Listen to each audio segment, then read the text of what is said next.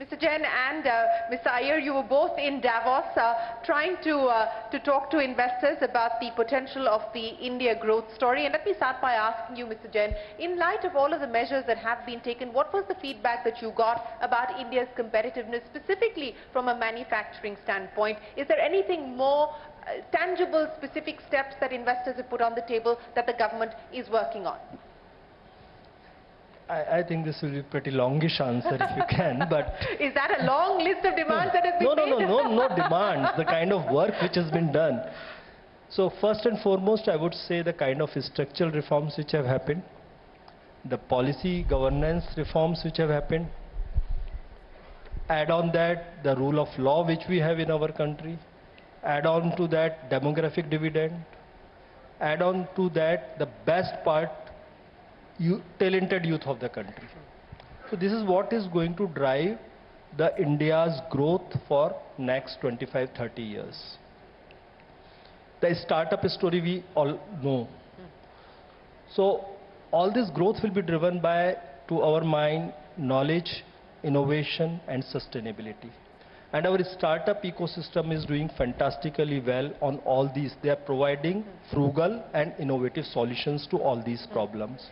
So if you are solving a problem for India's scale, you are actually solving global problems. Next 4 billion people in the world, they are looking to those solutions. Like India's public digital infrastructure. That's marvelous. I don't need to get into this. That is something which is absolutely unique. Nowhere else in the world you have something similar. We have based all our systems on presence-less, cashless, paperless kind of systems.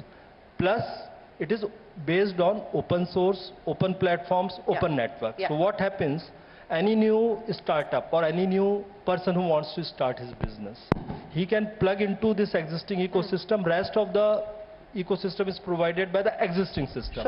So therefore, the entry barriers have been lowered substantially, and that is what is fueling the growth. So this is one aspect. The kind of solutions, when you are talking to Secretary MNRE, next important thing which is going to happen, there are companies in India which started as a startup, now they have really grown big, unicorns. The cost of 24/7 energy based on renewable energy, can you guess? 6 cents. Wow. This will excite the whole world. They have come out with designs. They are taking the renewable energy, solar, wind, everything, and using the pump storage with their improved efficiency design, which gives 81% efficiency. And they are giving firm power for 24/7. The real problem with renewable energy is this, that it is available only at certain time of the day. So they are spreading the risk by putting the solar and wind both. Wind comes in generally in the night, solar comes generally in the day, plus the storage. So even it out. So these are kind of solutions which are coming. You talk of anything, what India's startup ecosystem or young entrepreneurs are doing, it is pretty exciting. So it is a technological revolution which is happening in India. So most of the people are looking towards India as the real next place to invest in. I mean, you have heard the stories from IMF that as the brightest... So all those things are happening. So most of the people were excited in Davos. They were looking up to India to invest. And when we asked, there are very, very minor issues like FDI policy. India is one of the most open economies. The list where you cannot invest is not there, where you need government permission or you cannot invest 100%. That is just less than a page. So I can tell you with confidence that India's FDI policy is one of the most open FDI policies. You know, you spoke a lot about startups, sir, and this is a subject close to my heart. I've been tracking it for 22 years now. So one of the big asks from the startup ecosystem is this business of linking the certification by the DPIIT that clears you to actually be qualified as a startup and then avail of the kind of benefits that the government is willing to put on the table. That process is taking very long. There are very few certified startups. When can we see that change? That we have tried to improve the process. Earlier there was one committee which was taking it. So till about 3 months back, there are two major advantages which they are looking for. Yeah. There are 3 levels of certification. First level of certification is that you just file and it's an automatical, you get it automatically. So there are about 88,000 startups which have been registered. So there's no problem in that. Yeah. Second registration is for angel tax, 56(2). There was some news items today that that has been done away. People are nervous about it. No, it's just been parity. The non-residents have been brought. No. Yeah. The problem came from somewhere, so therefore I would like to make that clear also on this count, that there is no change as far as startups are concerned. Anyone which has got a recognition of DPIIT for investing into that particular startup, the exemption under 56(2) continues. Correct. So that is there. So under that, more than 7,000 have got registered. There's absolutely no issue for 56(2). So first registration, which gives you benefits like GEM, startup, exemption from experience, net worth, turnover, criteria for participating in government tenders, that's available to everybody. This 7,000, I'm sure there is absolutely no hiccup. When you apply, you get it automatically. So it is only that the rest of the people have not gone to that stage where they want angel investors to come in or whatever. The last one, which was for 80 IAC. Yeah. So by very nature also, 80 IAC is something which not many people apply because they have to grow big before they apply. Right. But still our process was slow, and that was a complaint. Against about 2,500 applications, only 400 odd had been cleared. So what we did, we have now created 10 parallel boards to improve the speed. So in the matter of last 2 months, the approvals have gone up from 400 odd to about 1,200. And hopefully by March or April, we would finish the 100% pendency because we have multiplied our force by 10 times. 10 times, well. And by taking the benefit of the experts in the ecosystem. Right. So we have divided the work into 2 parts. One, people who look at the innovation part, one who look at the genuineness of the company. Both the inputs come, our committee automatically approves it. Well, that's good news, and that certainly is going to be relief to many who are waiting for that clearance. But Mr. Iyer, you know, the sectors that you believe at this point in time are poised to be able to attract foreign capital specifically. Of course, the hope is domestic capital will start to flow in as well. But really, from a manufacturing standpoint, in the conversations that you had, where do you believe we're likely to be able to draw in the investment? Well, Shireen, as I think Anurag has stolen most of my thunder on Davos. He's already said whatever needs to be said. But in the many private conversations which I had and all of us had, there's huge excitement about investing in India.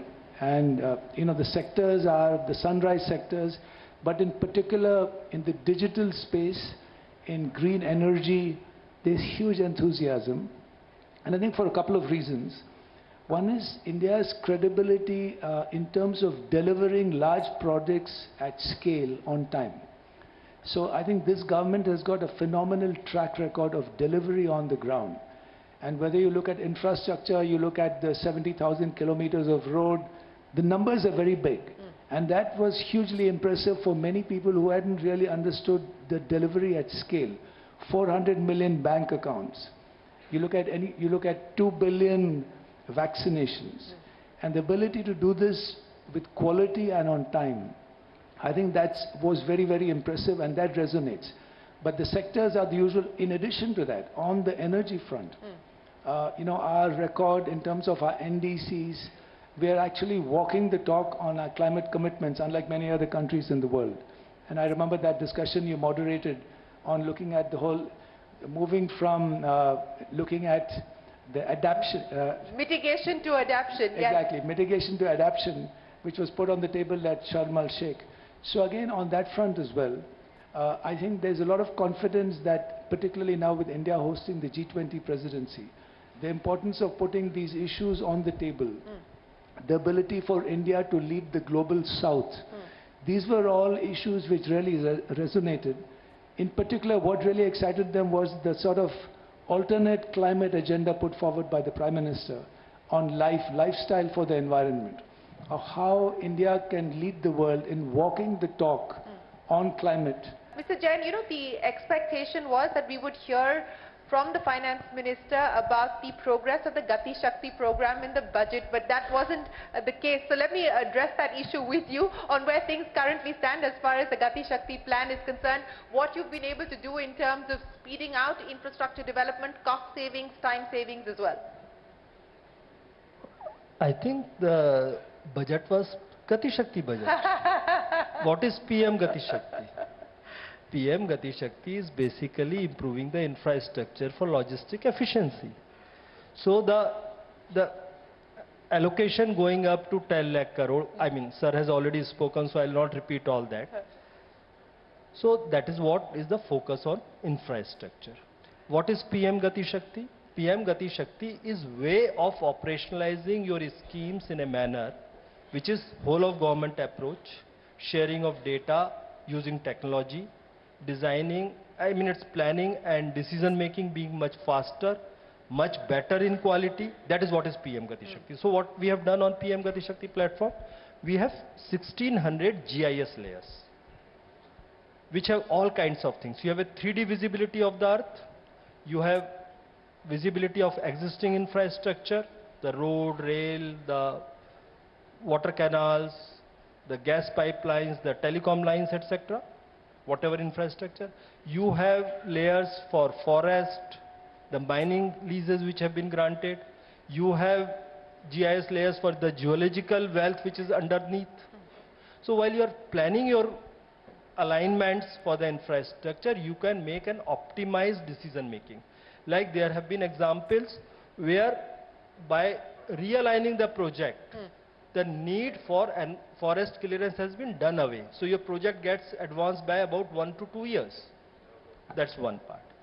Second important part in PM Gati Shakti framework is that we are putting the revenue layers also. All the states have been requested, about 12 states have already done it. Rest of the states are process of putting their revenue maps. So where the revenue maps are available. Say for example, I'll quote one. The road from Pune to Bangalore was being planned. So it passes through 30 different tehsils.